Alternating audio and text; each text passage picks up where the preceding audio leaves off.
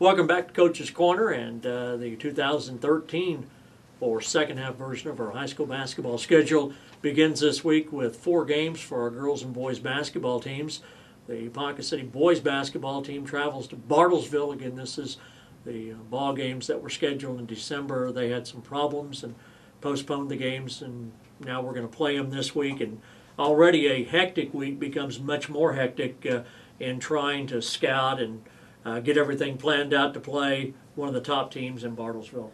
Well, you know, the first thing is it throws a lot of problems into the logistics of the week. I mean, as we're trying to get ready to go to Ada, and, you know, this was sprung on us just right before Christmas break. So, you know, we made the arrangements to make this game up here. So, you know, it's going to make it a tough week because we're on the road Tuesday night, which would be a late night for the boys, and then we turn right around and we're leaving at 7:30 Thursday morning to go to the Ada tournament. So, you know, really short week.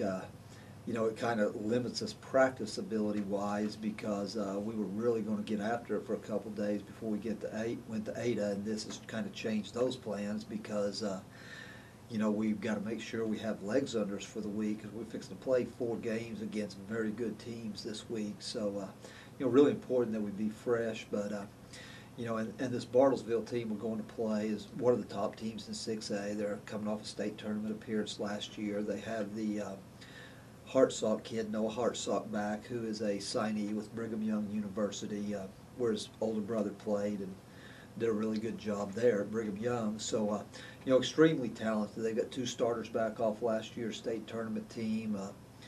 You know, they start 3 kids. They're anywhere between 6'3" and 6'8". So, you know, it's going to be quite a challenge as we get ready to go down there. How would you like to coach in a program that mass produces for about 13 straight years a young man that is about 6'9", can shoot a 3, can hit a teardrop in the paint, probably stuff it, lead your team in rebounding? Bartlesville people, one day this is all going to end, but these Hartsock boys who are all great kids, but they're not just good players, they are great players. Bartlesville really had a great thing in the Hartsock kids, haven't they? They sure did. I mean, the Hartsock family, I've known them for a number of years. I mean, they're really good people. You know, they kind of had the break. They had the 2 older ones, and there was a little break where they kind of had a lull before this one came along. But, you know, all extremely talented basketball players. They're talented students. They make good grades. And, you know, above all, they're just good kids. And, you know, being from Oklahoma and being a high school basketball coach, you know, a lot of our players that are very good players get overlooked on the national stage because Oklahoma is not seen as a basketball state. And, you know, it was fun to watch the older Hartsock play at BYU when they had Jimmer Fredette and made the run in the NCAA tournament, you know, knowing he's an Oklahoma kid. And, you know, our hats go off to them. I mean, he's where he is and the family's where they're at. I mean, you know, yes, they're 6'9", 6'8", but they put in a lot of work to be able to go play at that level and things. You know, I just wish we didn't have to deal with him. And, you know, this is the first year we've had Bartlesville back on the schedule in 3 years, I believe. We're 3 years without playing him, I think. And then, you know, we've got them back on the schedule, which is good because it's a natural rivalry. They need to be on the schedule with us. But it just so falls that they've got one last Hartsock left.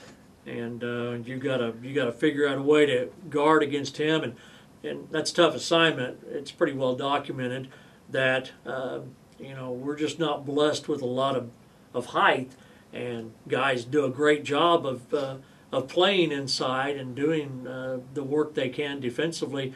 But how do you game plan to go against a guy like Hartsock when you know that you're going to give up 5 or 6 inches no matter who you put on him? Well, you know, he's going to be hard enough to deal with himself, but Coach Bart has a son that's a junior that is also 6'5", and their other returning starter from last year's state tournament team is also 6'5". So their size poses a lot of problems for us.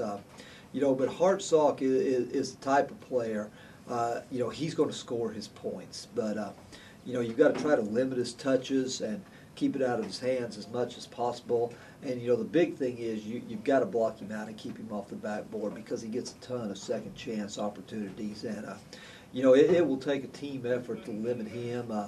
we need to make other people try to shoot the ball and, not let him beat us by himself. The guards can shoot it. I mean, it's a tough matchup situation, but, we played Bishop McGinnis last year, and they had the Christensen kid that's now playing at the University of San Francisco. And playing. And playing.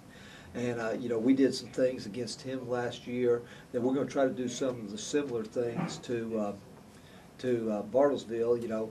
It'll be a little bit different because their guards shoot the ball better than McGinnis guards shot the ball last year. But, the big thing is we've got to control the game offensively, and the longer we have the ball in our hands, they can't score as long as we have the ball. So patience will be a virtue tomorrow night. You heard us talking about the Ada tournament, which we go to this weekend.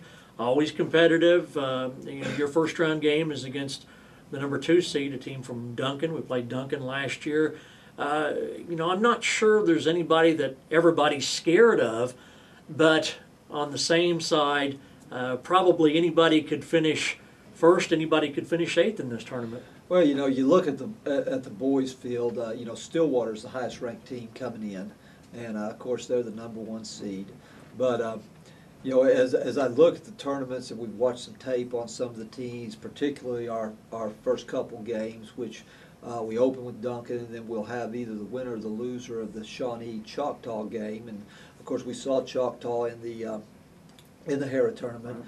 But as on the boys' side, a lot of it's just going to depend on who gets hot and who plays well these 3 days, because any number of teams could win it. I mean, I couldn't go out and just tell you, well, this team is a clear-cut favorite, because it's a very balanced field.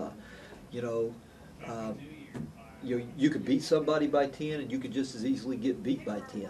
A lot of it will depend on who's playing well this week, because there's, like you said, there's just not an overwhelming favorite.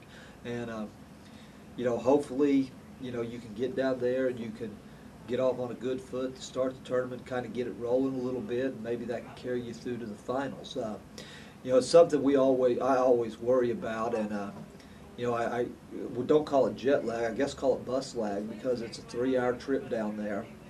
And, we go down the day of the tournament, we'll get them down there, and some of our coaches are going to go scout. We'll take the kids and feed them and then go back to the gym. We're away from our routine. It's a long drive down there and things, but, we tend to play, this group tends to play better on the road than they do at home. And, I don't know why that is. I mean, it's very unusual, but it's kind of been that way since I've been here. We tend to play better on the road.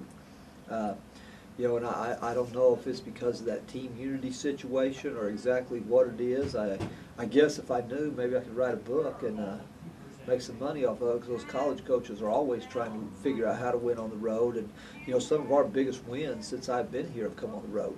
Well, you play at an unusual time, too, 2:30 on Thursday, and so everything's a little bit unusual. But it's I know you guys have been in the gym now. Let's get back and let's start playing some games. I'm sure the players and the coaches really want to get back out on the court, get this thing going again. Well, we're definitely ready to play. I mean, the kids have been practicing against each other throughout Christmas break and beating up on each other. And, we managed to get in 3 scrimmages, but it's just not the same as the games. And, they're ready to play. We're ready to play, kind of see where we're at this time of the year.